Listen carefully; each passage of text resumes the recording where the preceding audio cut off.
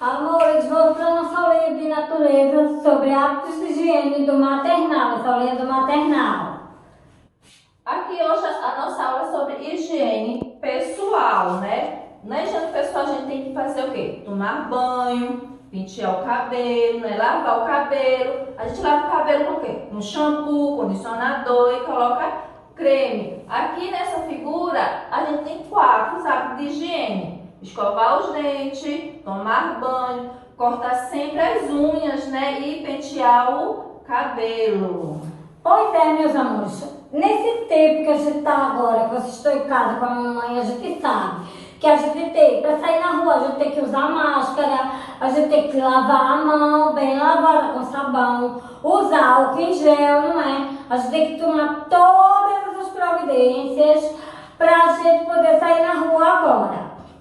Quando a gente voltar para a escola, vai ser do mesmo jeito. A gente vai ter que usar máscara, a gente vai ter que lavar a mão, vai ter que usar o álcool. Então, façam todas essas coisas para manter a saúde de vocês. Porque para a gente ter uma boa higiene, a gente precisa para manter a nossa saúde, não é? Então, essa foi nossa aulinha sobre hábitos de higiene. Um beijo e até a próxima aula. Tchau!